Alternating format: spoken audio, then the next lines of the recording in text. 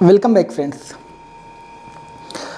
हम एवोल्यूशन पढ़ रहे थे और लास्ट लेक्चर में हमने एवोल्यूशन में ओरिजिन ऑफ लाइफ की जो थेरीज थी उनके बारे में पढ़ लिया था। उसमें हमने स्पेशल क्रिएशन, थेरी ऑफ परस्पर्मिया, एबायोजेनेसिस, फिर बायोजेनेसिस को लुईस पास्चर ने जो प्रूव किया था by swan neck flask experiment से, उसको पढ़ा था।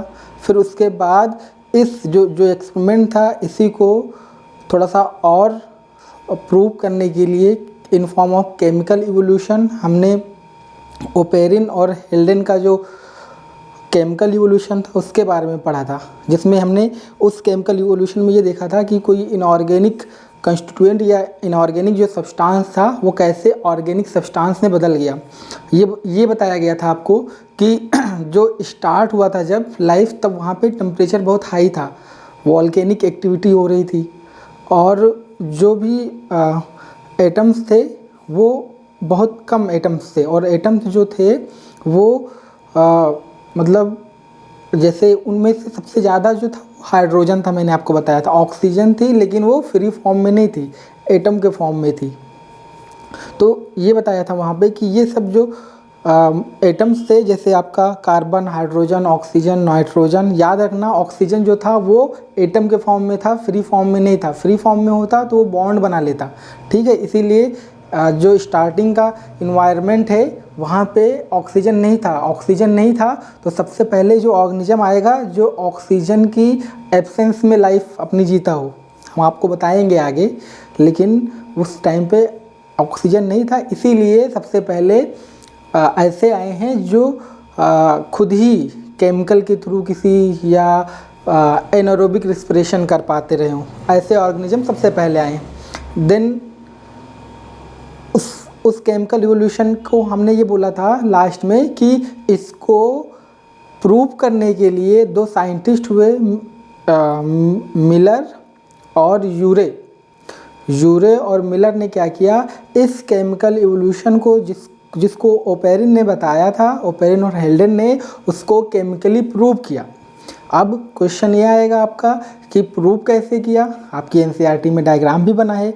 तो इन्होंने क्या करा, इन्होंने कुछ ऐसा सोचा कि हम वो इन्वायरमेंट क्यों ना क्रिएट करें जो हो सकता है जो जब प्रिमिटिव इन्वायरमेंट था वहाँ पे रहा हो, उसको क्रिएट करें। तो उसको क्रिएट करने के लिए इन्होंने क्या करा, इन्होंने एक फ्लास्क लिया। उस फ्लास्क में इन्होंने कुछ गैसेज ली, जैसे हाइड्रोजन, मीथेन, अमोनिया। उसी के साथ साथ वाटर फ्री फॉर्म में नहीं था, वाटर वेपर के फॉर्म में था। उस वाटर वेपर को लिया, इन सबको क्या किया, 800 डिग्री सेल्सियस पे गर्म करते रहे और करीब 1 मंथ तक गर्म करते रहे। अब 1 मंथ तक गर्म कर रहे हैं तो आपको ये क्वेश्चन आएगा कि उसको एनर्जी कहाँ से मिलेगी। तो उन्होंने कुछ इलेक्ट्रोड्स डाल दिए उसमें। वो इलेक्ट्रोड्स जो थे वो टंगस्टन के बने हुए थे। वो टंगस्टन का इलेक्ट्रोड क्या कर रहा था, इनको एनर्जी दे रहा था। फिर 1 मंथ के बाद उन्होंने ये देखते हैं कि उसमें कुछ शुगर्स हुए, कुछ नाइट्रोजनस बेसेज हैं, कुछ पिगमेंट्स हैं, कुछ फैट्स, ये सब बन गए हैं। तो इनको इस चीज़ से ये पता चला कि सबसे पहले जो चीज़ बनी होगी यहाँ अर्थ पे, जब ओरिजिन हुआ होगा लाइफ का, तो उसमें क्या कि बहुत सारा मीथेन था, अमोनिया था, हाइड्रोजन था, वाटर वेपर था। और इन सब से क्या हुआ कि जब ये खूब गर्म थी, 5000 से 6000 टेम्परेचर था, जब इतनी गर्म थी तो क्या हुआ कि कुछ आपस में रिएक्शंस हुए। उस रिएक्शन से क्या हुए, कुछ मॉलिक्यूल्स बन गए, जैसे जैसे नाइट्रोजनस बेस है, शुगर्स हैं, इसमें कार्बोहाइड्रेट्स आए और इसके अलावा कुछ फैट्स हैं, कुछ पिगमेंट्स हैं, ये सब का फॉर्मेशन हो गया। जब इन सब चीज़ों को फॉर्मेशन हो गया तो इन्होंने ये बताया कि जो ये फॉर्मेशन हुआ है कहीं ना कहीं ऐसे ही लाइफ का फॉर्मेशन हो गया होगा। एक डायग्राम बना हुआ है आपकी एनसीईआरटी में, उसी से पता चल गया। इसके अलावा मेटियोराइट, उसकी जब एनालिसिस की गई, जब इस मेटियोराइट की एनालिसिस की तो उसमें भी सेम चीज़ें पाई गई कि जो लाइफ है वो इसी चीज़ से बनी होगी कहीं ना कहीं। फिर उसके बाद क्या हुआ कि जो ये केमिकल इवोल्यूशन जो इसको प्रूव किया मिलर और यूरे ने, इसको क्या किया गया उस टाइम तक मान लिया गया कि हाँ मान लिया हमने केमिकल इवोल्यूशन हुआ है, इनऑर्गेनिक से ऑर्गेनिक सब्सटेंस कुछ बना है। अब इसको प्रूव करने के लिए कुछ और साइंटिस्ट आए, उन्होंने क्या किया कुछ प्रोटोबायोंट बनाए, कुछ कोएसरवेट बनाए, कुछ माइक्रोस्फीयर बनाए और उनको अलग अलग अपना जो है डिस्क्राइब किया। अब केमिकल इवोल्यूशन तो हो गया, अब क्वेश्चन ये आ गया कि चलो ठीक है केमिकल तो बन गया, लाइफ कैसे बनी होगी, फर्स्ट लाइफ कैसे, फर्स्ट सेलुलर फॉर्म कैसे आई होगी। तो उसके लिए साइंटिस्ट ने क्या किया बायोलॉजिकल इवोल्यूशन बताया, और बायोलॉजिकल इवोल्यूशन बताया कि कैसे नॉन सेलुलर लाइफ से सेलुलर फॉर्म ऑफ लाइफ का जो है वो ओरिजिन हो गया। तो आइए हम स्टार्ट करते हैं evidence in favour of chemical evolution. देखो ये दोनों ही साइंटिस्ट जो थे ये अमेरिकन साइंटिस्ट थे, और इन्होंने क्या किया दे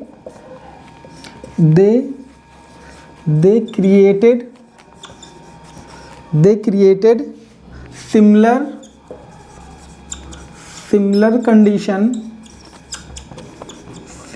conditions in laboratory। Similar condition जो प्रिमिटिव अर्थ पे थी उनको लेबोरेटरी में करने का प्रयास किया क्या इन्होंने उसमें देखो एक्सपेरिमेंट क्या किया था। ही क्रिएटेड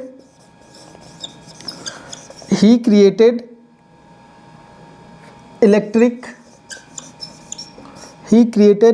डिस्चार्ज, कुछ इलेक्ट्रिक डिस्चार्ज था इन ए क्लोज्ड फ्लास्क कंटेनिंग, उस फ्लास्क में क्या क्या था अभी फिर से समझा देंगे। Containing methane, hydrogen, ammonia plus water vapour.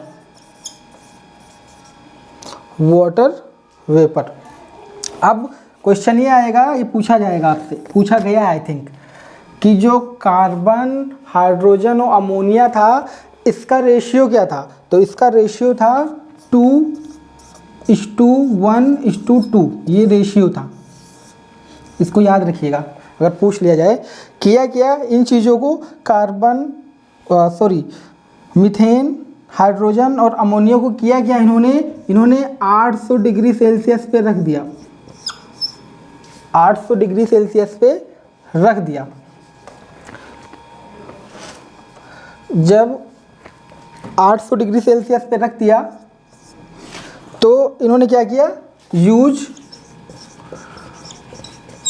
Tungsten electrode for 1 month continuously ये जलता रहा। अब ये टंगस्टन जो यूज किया था ये किस लिए, फॉर एनर्जी। अब 1 महीने के बाद जब ये देखते हैं तो उनको क्या मिलता है, formation of sugars, nitrogen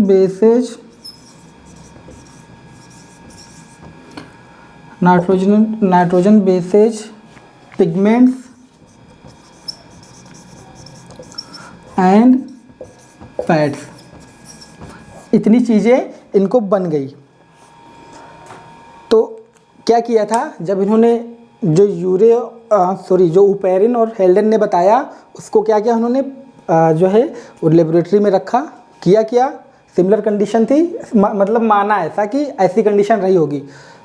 electrical discharge लिया, उसमें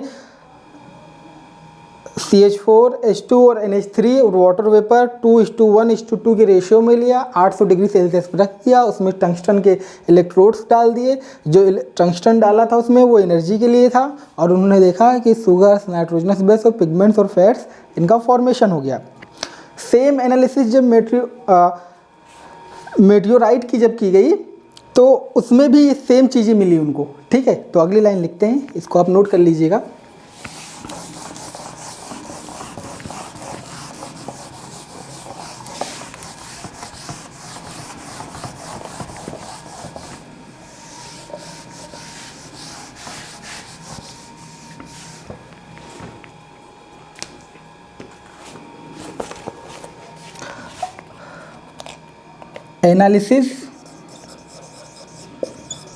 analysis of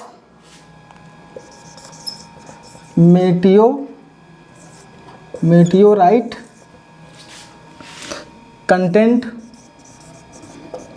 content also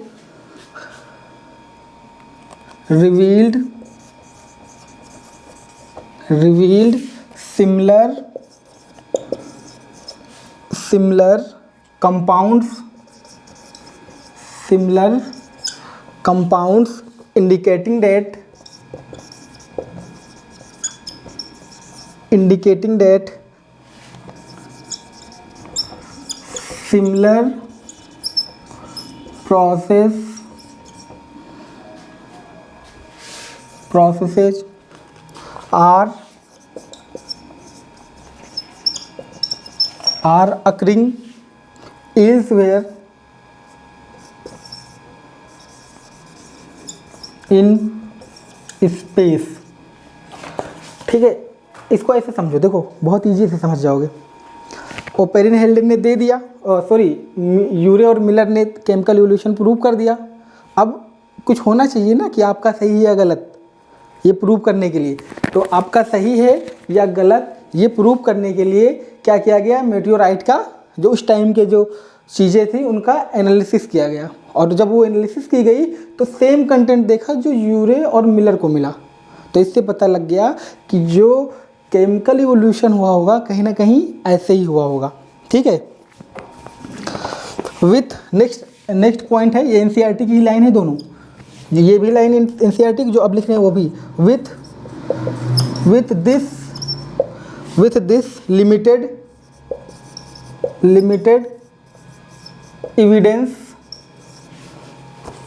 evidence the first part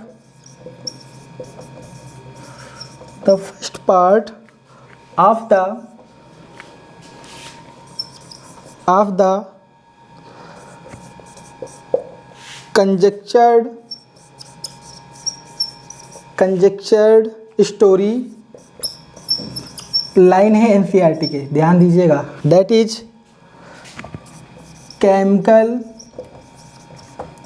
chemical evolution was more or less accepted।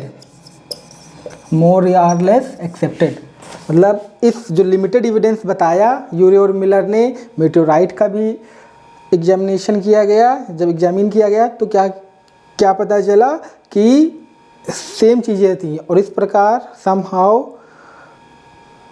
Chemical evolution को एक्सेप्ट कर लिया गया। अब केमिकल इवोल्यूशन तो हो गया,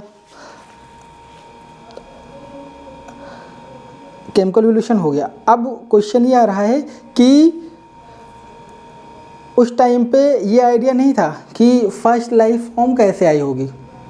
तो अब यहाँ पे आ गया क्वेश्चन कि बायोलॉजिकल इवोल्यूशन कैसे होगा, लाइफ कैसे आई होगी। ये तो केमिकल आ गए, लेकिन लाइफ कैसे आई होगी।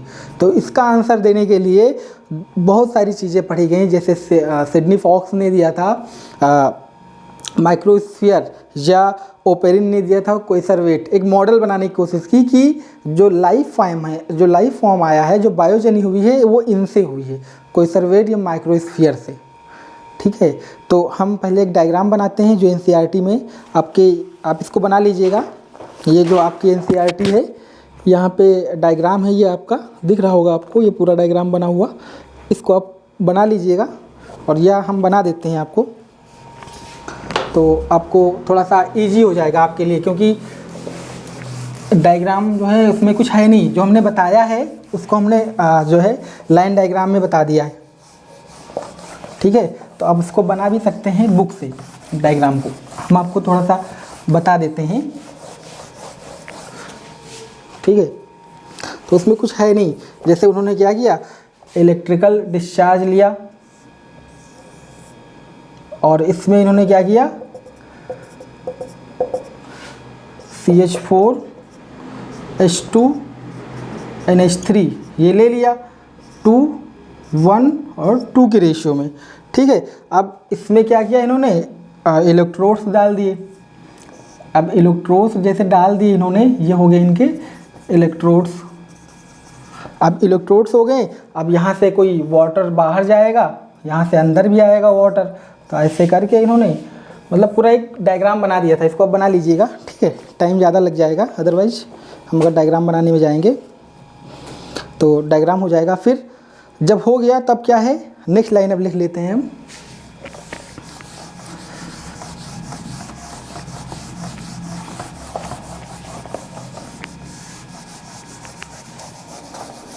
एविडेंस हो गया। अब देखो, when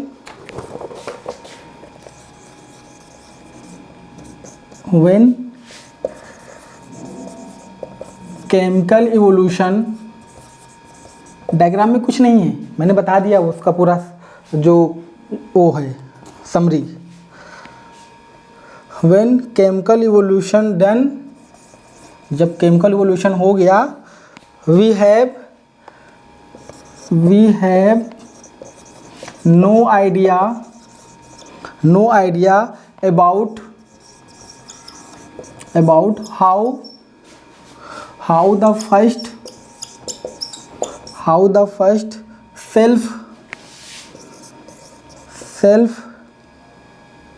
self replicating, NCERT की लाइन है, सेल्फ रेप्लिकेटिंग मेटाबॉलिक कैप्सूल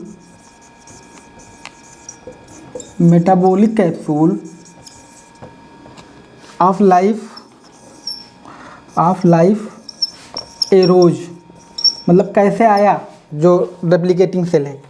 तो उसके लिए क्या पढ़ा साइंटिस्ट ने दिया बायोलॉजिकल इवोल्यूशन। क्यों? क्योंकि लाइफ का आना था और इसको बायोजेनी भी कहा। इसमें ये बताया गया कि सबसे पहले प्रोटोबायोंट आए होंगे, फिर यूबायोंट आए होंगे, फिर प्रोकैरियोट्स आए होंगे, यूकैरियोट्स आए होंगे। तो यही बताने की कोशिश की इसमें, ठीक है। तो आइए हम पढ़ते हैं बायोलॉजिकल इवोल्यूशन।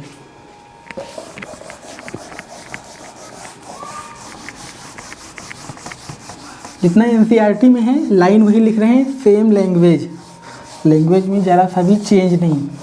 हाँ, डायग्राम या बताने के तरीके में चेंज हो सकता है। हम पढ़ेंगे बायोलॉजिकल इवोल्यूशन।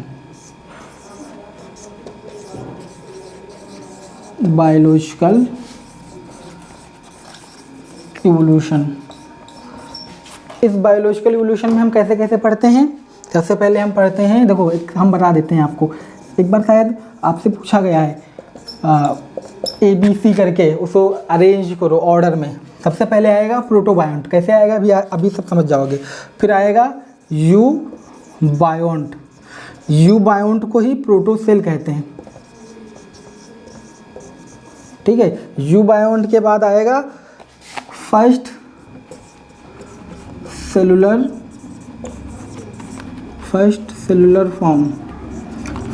फॉर्म के बाद आएगा यूकैरियोटिक सेल, ठीक है। इसी को प्रोकैरियोट भी कहते हैं, ठीक है। और ये यूकैरियोटिक सेल हो गया, ठीक है। अब देखो,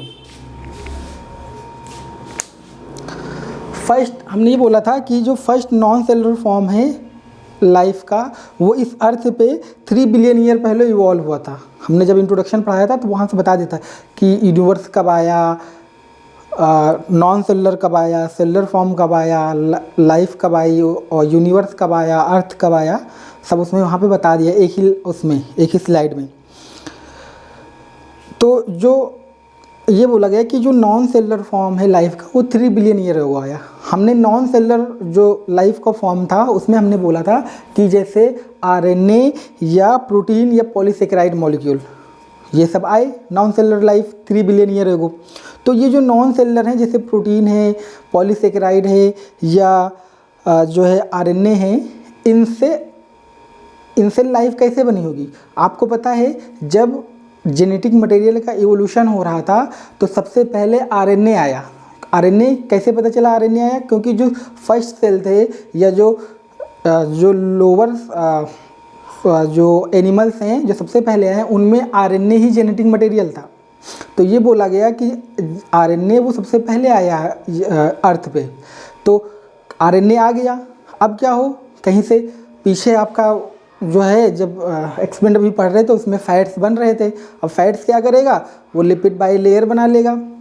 ठीक है, अब लिपिड बाइलेयर बना लेगा और ये आरएनए है, तो आरएनए और ये अगर आपस में मिल जाए लिपिड तो क्या होगा, लिपिड क्या करेगी, मेम्ब्रेन बनाएगी, आरएनए क्या जेनेटिक मटेरियल हो जाएगा, तो क्या करेगा, एक सिंपल फॉर्म को बना देगा। ठीक है, फिर सिंपल फॉर्म को बना दिया। अब जो सिंपल फॉर्म आई, जो ये प्रोटोबायोंट आया, ये बताया गया साइंटिस्ट के द्वारा कि ये दो तरीके से थे। एक ने बताया कि इनको हम कोइसरवेट कहेंगे, लेकिन दूसरे ने बताया कि हम इनको कोइसरवेट ना कह के इनको हम माइक्रोस्फीयर कहेंगे। ओपेरिन ने बोला हम इनको जो कोइसरवेट इसलिए कहेंगे क्योंकि इसमें क्या हुआ, प्रोटीन और पॉलीसेकेराइड वाटर के साथ एग्रीगेट किए और इसमें लिपिड मेम्ब्रेन नहीं आई थी उस टाइम पे। लेकिन जो सिडनी फॉक्स थे इन्होंने बोला कि माइक्रोस्फीयर में लिपिड भी आई थी, मतलब प्रोटीन और जो है पॉलीसेकेराइड तो था ही उस टाइम पे, लेकिन जो है लिपिड मेम्ब्रेन भी था और ये क्या कर रही थी, रिप्रोड्यूस करती थी, जबकि ओपेरिन ने बताया था कि रिप्रोड्यूस नहीं कर पाएगी। ठीक है, तो इस प्रकार क्या हुआ, प्रोटोबायोंट की ओरिजिन हो गई। आइए पढ़ते हैं थोड़ा सा, फिर हम आगे पढ़ते हैं। ठीक है, देखिए द फर्स्ट, ये बात मैंने पहले लिखी थी लेकिन यहाँ इस कॉन्टेक्स्ट में समझाने के लिए हम आपको the first non cellular forms of life could have originated could have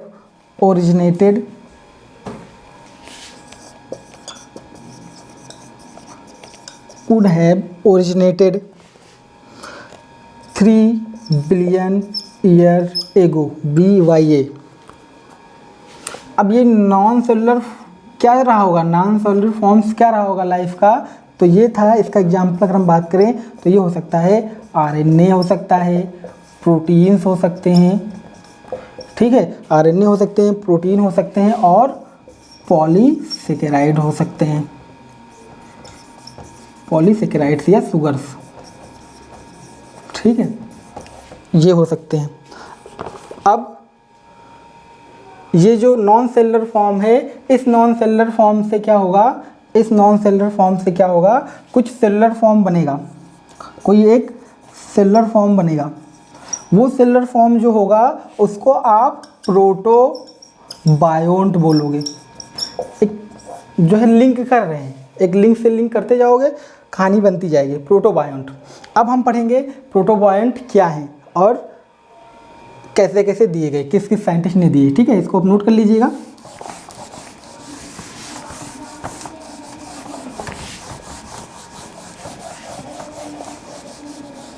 पढ़ेंगे प्रोटोबायोंट, ये वाला अरेंज कर लेना, ये पूछा जा सकता है आपसे कभी, आपको ऑर्डर पूछ लेगा। ठीक है, तो जो ओरिजिन ऑफ हम पढ़ेंगे बायोलॉजिकल इवोल्यूशन में origin of protobiont,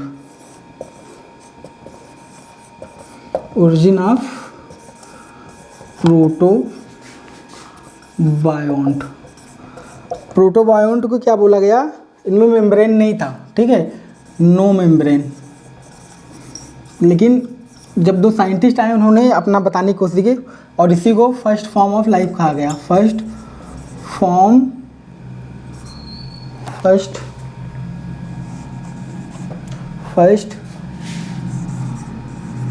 form of life कहा गया।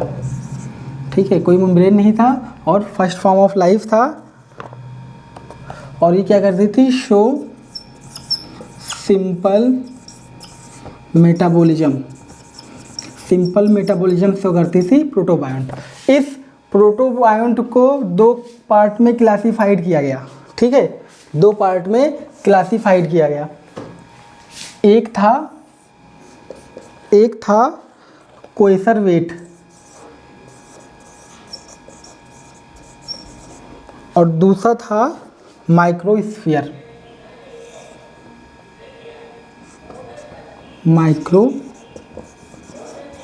Microsphere.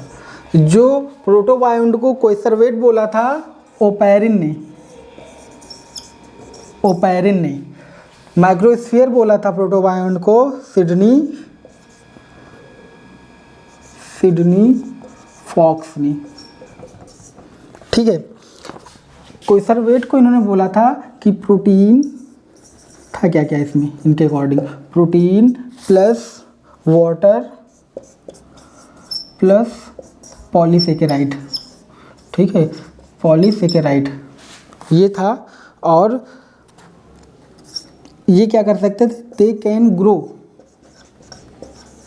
Can grow but do not reproduce. Grow तो कर सकते थे लेकिन रिप्रोड्यूस नहीं कर सकते। रिप्रोड्यूस क्या होगा, नंबर बढ़ाना।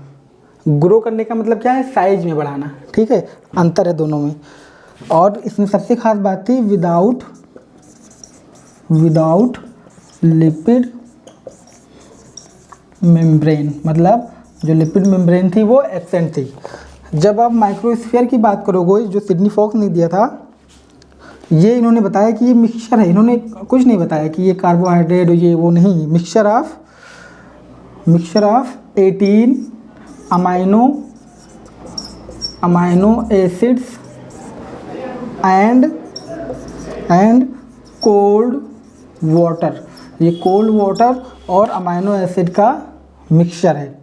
दूसरी बात इन्होंने बताई इसके बारे में कि इसमें लिपिड मेम्ब्रेन पाई जाती है, लिपिड मेम्ब्रेन। अब अगर लिपिड मेम्ब्रेन पाई जा रही है तो क्या कहते हैं, हैंस रिप्रोड्यूस बाई फिजन और बडिंग। ठीक है, एक मल्टीपल फिजन होता है, ठीक है, और एक बडिंग होता है, मतलब आउटग्रोथ बाहर निकलेगी बडिंग में। ठीक है, और ये बोला गया कि जो माइक्रोस्फीयर हैं, बहुत इंपॉर्टेंट बात, फॉर्म, इसको बहुत अच्छे से याद रखिएगा, फॉर्म जो माइक्रोस्फीयर है फॉर्म बिफोर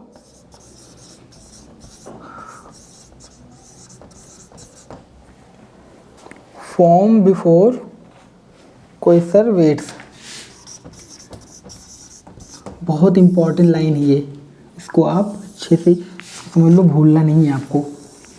सबसे पहले बने थे माइक्रोस्फीयर से पहले, कोएसरवेट से पहले बने थे माइक्रोस्फीयर। ठीक है, तो ये बातें हो गई।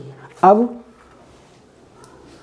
ये सेल नहीं थी, ये बोला गया कि एक जो है एक स्ट्रक्चर बना है जिसको प्रोटोबायोंट कहा। अब प्रोटोबायोंट तो बन गया है, अब सेल कैसे बनेगा, अब इसी से सेल बनेगा। तो जो first cellular form of life था वो बोला गया कि 2000 मिलियन ईयर एगो तक ओरिजिनेट नहीं हुई थी। लेकिन ये बोला गया कि ये जो सिंगल सेल आई थी उसमें क्या क्या था, उसमें पॉसिबिलिटी थी कि वो सब कुछ वो कर सके, वो सिंगल सेल। तो इसी को इन्होंने प्रोटो सेल बोला। ठीक है, तो अब हम आइए लिखते हैं प्रोटो सेल के बारे में। समझ में आ गया होगा। अगर आप केवल नीट के स्टूडेंट हैं तो आपके लिए ये बात बहुत इंपॉर्टेंट है। प्रोटोबायोंट जो है ओरिजिन कैसे हुई, ये फर्स्ट सेलुलर फॉर्म उनको बताया, मतलब लाइफ का फॉर्म बताया गया कि नॉन सेलुलर जो चीज़ें थी उनसे बनी थी। ठीक है, तो आपका ये हो गया। अब हम पढ़ेंगे प्रोटोसेल, यूबायोंट मतलब। ठीक है, प्रोटोबायोंट आपका हो गया। अब हम पढ़ेंगे यूबायोंट।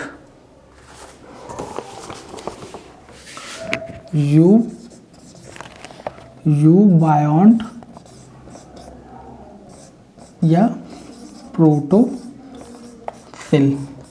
एनसीईआरटी की लाइन ही लिखने जा रहे हैं। ठीक है, देखो, the first cellular form of life, the first cellular form of life did not possibly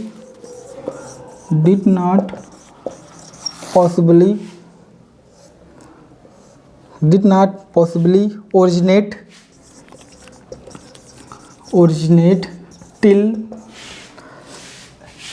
till about 2000 million, ठीक है, वहाँ बिलियन था, ये मिलियन है, million year ago. these were probably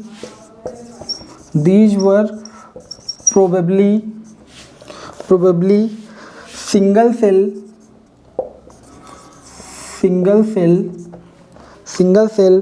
all life form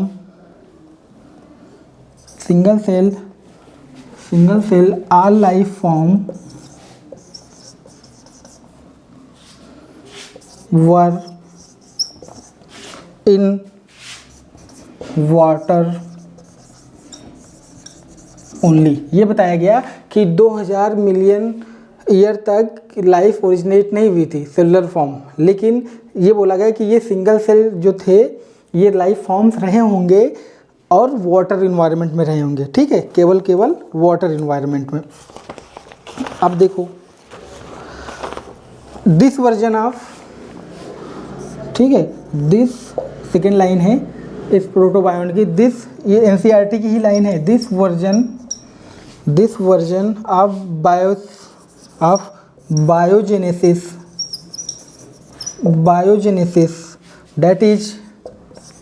that is the first form of life,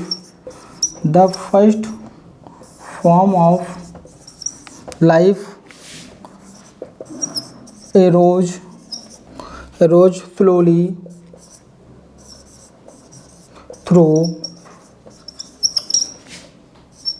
slowly through evolutionary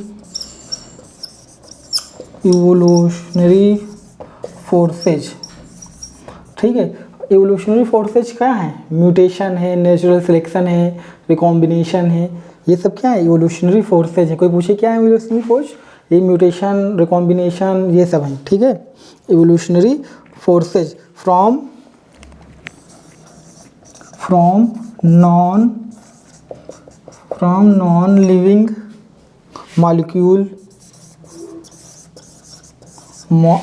molecule is accepted majorly, ठीक है, accepted majority, ठीक है। जो बहुत सारे जो साइंटिस्ट थे वो यही मान रहे थे कि जो फर्स्ट लाइफ फॉर्म है वो इवोल्यूशनरी फोर्सेज के थ्रू डेवलप हुआ है, ठीक है। अब प्रोटोबायोंट हुआ, बना, ठीक है। अभी समझाएंगे, एनसीईआरटी में नहीं दिया है, समझो। फर्स्ट लाइफ फॉर्म था, ये बोला गया कि लाइफ का जो फॉर्म आया है चाहे वो सेलुलर रहा हो चाहे ना रहा हो, लेकिन उसको प्रोटोबायोंट बोला, ठीक है, साइंटिस्ट ने बोला। वो प्रोटोबायोंट क्या हुआ, उसमें समहाउ म्यूटेशन हो गया, मान लो। अब म्यूटेशन हो गया तो क्या हुआ, जो न्यूक्लिक एसिड था उसमें आरएनए था ही, वो क्या उसमें क्या हुआ, समहाउ उसने सेल्फ रेप्लिकेटिंग प्रॉपर्टी को डेवलप कर लिया। अब अगर किसी में सेल्फ रेप्लिकेटिंग की प्रॉपर्टी अगर डेवलप हो गई तो क्या करेगा, वो कॉपी नंबर बनाने लगेगा। कॉपी नंबर बनाने लगेगा तो क्या होगा, रिप्रोड्यूस करने लगेगा। रिप्रोड्यूस करेगा तो क्या होगा, उसके नंबर्स इंक्रीज होने लगेंगे, ठीक है।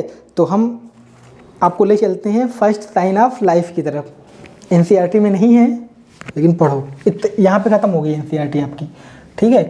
लेकिन समझो तो कि कैसे आया होगा फर्स्ट लाइफ फॉर्म, आधी बात बता दी एनसीईआरटी में, ठीक है। तो हम आपको फर्स्ट साइन ऑफ लाइफ की तरफ लेकर चलते हैं। आपकी एनसीईआरटी में नहीं है, कोई बात नहीं, हम इसको बताएंगे, आपको बताएंगे, बहुत अच्छे से बताएंगे, कभी नहीं बोलोगे। अभी देखो जादू, इसको भी हटा दो, ठीक है, देखो प्रोटो बायोंट था, इसमें क्या हुआ होगा, मान लो म्यूटेशन हो गया, म्यूटेशन से ही तो ये हुआ एवोल्यूशन। ठीक है, क्या हुआ, न्यूक्लिक एसिड क्या हुआ, डेवलप हो गया। तो न्यूक्लिक एसिड था, आरएनए था उस टाइम पे, RNA as a GM genetic material. ठीक है, बता दिया।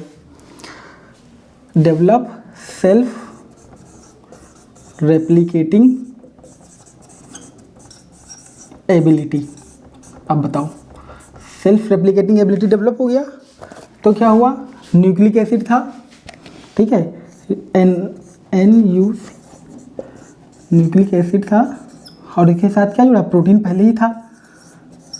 ठीक है, प्रोटीन तो था ही, डेवलप ही हुआ, 18 अमीनो एसिड तो सिडनी फॉक्स में भी बना दिए थे। ठीक है, अब इससे क्या हुआ, ये दोनों न्यूक्लिक एसिड और प्रोटीन दोनों क्या हुए, एग्रीगेट हुए, aggregate and form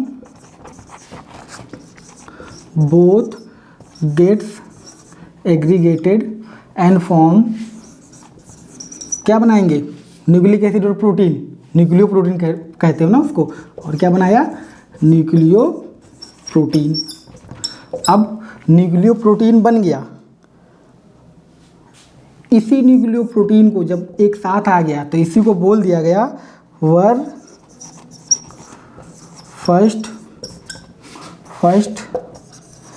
first sign of life.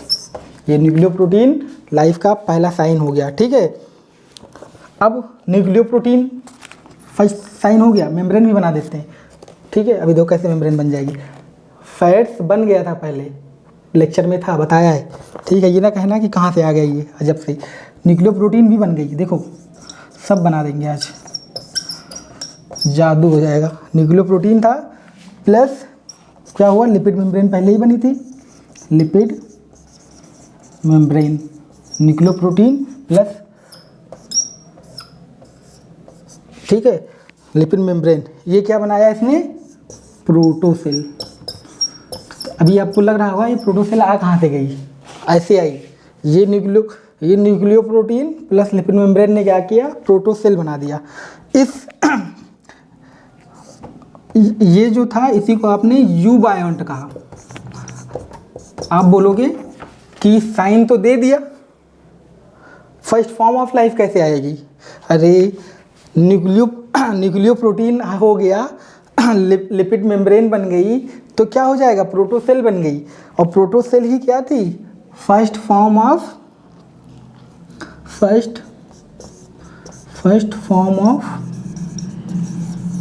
Life. ठीक है, समझिए, प्रोटोबायोंट था, म्यूटेशन हो गया, म्यूटेशन उसमें क्या था, प्रोटोबायोंट में आरएनए था। ठीक है, क्योंकि आरएनए जो था वो जो है वो केमिकल था। ठीक है, केमिकल इवोल्यूशन पहले हो चुका था, आरएनए में म्यूटेशन हुआ, न्यूक्लिक एसिड ने क्या किया, सेल्फ रेप्लिकेटिंग कैपेसिटी डेवलप कर ली। आपको पता है रेप्लिकेशन होता है। इस न्यूक्लिक एसिड से क्या किया, प्रोटीन पहले से ही पाया गया अमीनो एसिड, उसने प्रोटीन बनाया, वो प्रोटीन क्या हुआ, एग्रीगेट हो गए दोनों और न्यूक्लियो प्रोटीन बना लिया। जब न्यूक्लियो प्रोटीन बन गया तो ये बोला गया ये फर्स्ट साइन है लाइफ का।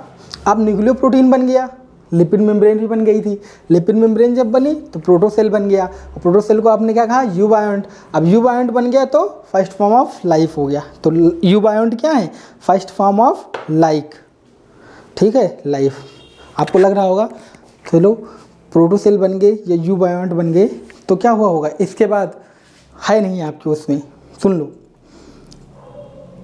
क्या क्या होगा। कुछ बैक्टीरिया आए होंगे या आर्की बैक्टीरिया आए होंगे, उसमें क्या क्या होगा कि कुछ केमिकल्स के थ्रू उन्होंने क्या किया होगा, एनर्जी लेना स्टार्ट किया होगा। तो कीमो ऑटोट्रॉप बने होंगे, फिर कीमो हेटेरोट्रॉप बने होंगे, फिर कीमो ऑटोट्रॉप बने होंगे, फिर फोटो ऑटोट्रॉप बने होंगे, फिर प्रोकैरियोट्स बने होंगे, फिर यूकैरियोट्स बने होंगे। कैसे बने होंगे, बहुत लंबी प्रोसेस है, आप में था नहीं, ये भी ज़्यादा ही बता दिया, लेकिन मुझे लगा कि बताना चाहिए तब आपको पता तो चल जाए कि फर्स्ट साइन कैसे आया, फर्स्ट फॉर्म ऑफ लाइफ कैसे आया। तो ये आपका ओरिजिन ऑफ लाइफ हमने कर दिया, ठीक है। अब ओरिजिन ऑफ लाइफ हो गया है, आगे के लेक्चर में हम क्या देखेंगे, लाइफ की ओरिजिन तो हो गई, लेकिन अब इसकी ओरिजिन ऑफ लाइफ तो हो गई, लेकिन क्या हो कि इवोल्यूशन की कुछ थ्योरी, कुछ बताओ कि इवोल्यूशन कैसे कैसे एज्यूम किया गया होगा कि इस वजह से इवोल्यूशन हुआ, ठीक है। रीजन क्या रहा होंगे, कौन से फोर्सेज इन्वॉल्व हुए होंगे, तो उनको हम क्या पढ़ेंगे आगे इवोल्यूशन की थ्योरी में, ठीक है। तो इवोल्यूशन की थ्योरी में हम डार्विन की थ्योरी और लैमार्क की थ्योरी पढ़ेंगे और उसी में म्यूटेशन भी पढ़ेंगे, ठीक है। तो वो आपका कवर हो जाएगा नेक्स्ट लेक्चर में, कोशिश करेंगे एक ही लेक्चर में हो जाए। तो इस लेक्चर में हम इतना ही रखते हैं। उम्मीद करते हैं ये लेक्चर आपको समझ में आ गया होगा और आपने अच्छे से इसको देखा भी होगा।